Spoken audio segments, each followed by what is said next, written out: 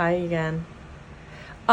Just taking another video to show you guys the reorganization of the bedroom this time.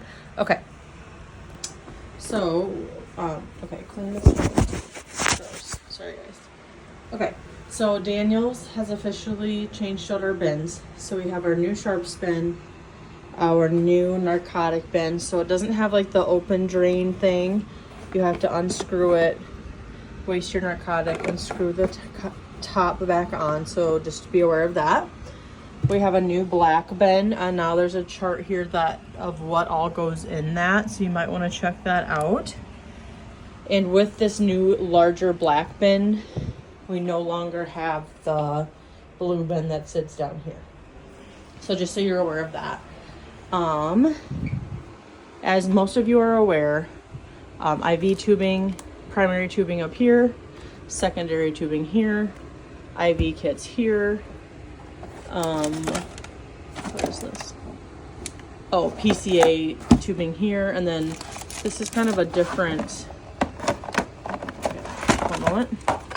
I'm not as familiar. Oh, I think this is this TPA stuff? Yeah, looks like TPA tubing type stuff here. I do have most of the rest of this stuff labeled. So, your Ziploc bags here, which can be really helpful for like chemo, so you can take it from like room to the chemo yellow bins. There, I have extra plastic bags here. These are refrigerate bags if you have patient meds there. These are home bags. Like if a patient brings in a home med that you need verified and sent down to pharmacy, you can use those.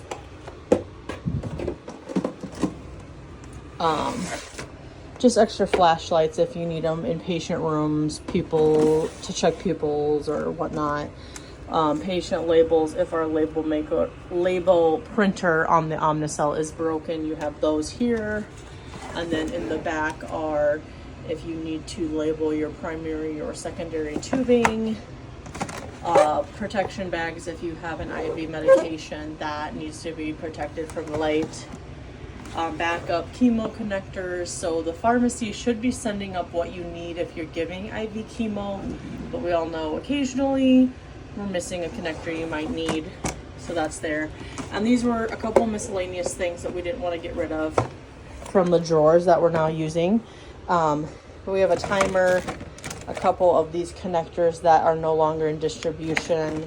They're typically used for giving IV insulin. And then one giant, what is it, 50 ml syringe, but it's like a Luer lock. I'm not really sure. But anyway, miscellaneous, which is what a miscellaneous bin was for. But here is that new drawer setup, which many of you have been already in. There was no changes to the patient med drawers, so those are still there. Obviously, you guys probably know this, but this, according to DNV safety, should be locked at all times. And then if you don't know the code to that, I don't know if I should really be posting that on a video. Please let me know or Stephanie know, and we will get you that code so that you know that. All right, in this first drawer, saline flushes, that did not change.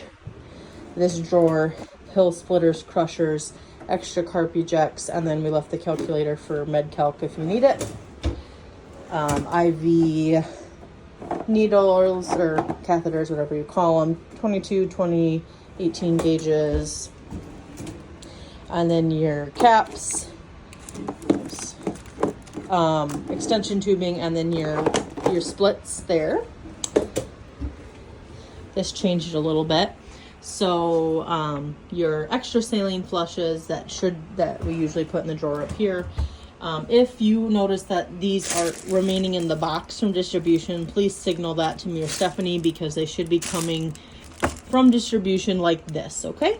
A lot of y'all have been storing the IV kit down here. Sorry, I'm taking a quick video. So that's, I think, totally fine. Then the Gastrografin and Lumason are where they were. Ultrasound IV tubing we store down here so it doesn't get confused with the regular IV tubing stuff. And that is all that should be stored down there. And then lastly, Insulin needles, top left. We tried to arrange the syringes in order from size. So 3s, we added 5 ml syringes. Then we have your 10s, 20s, and 30s. Then the blunt tip should be up here. Sorry, hopefully I'm not making anyone sick. IMs are down at the bottom as well as sub-Q. Alrighty. And then we did add, we didn't have them stocked, but we added filtered blunt tip needles if you have a medication that needs to be filtered. We actually didn't have that on our par. So there's not that many of those meds, but if you have one that needs to be filtered, there's a needle specific to that. So these have that little purple color on them. That means it's a filtered blunt tip as opposed to a regular one with no purple. So sorry, please take me out of the way. The last thing is just up at the top of the Omnicell there. I have 2 labeled bins. One is for the non-sticky labels. The other black one is for the sticky Omnicell labels, like for your IV medications that you guys are used to. So other than that, I think that is the only updates I have for you guys. Thank you so much for your patience with the reorganization, and if you have questions, let us know.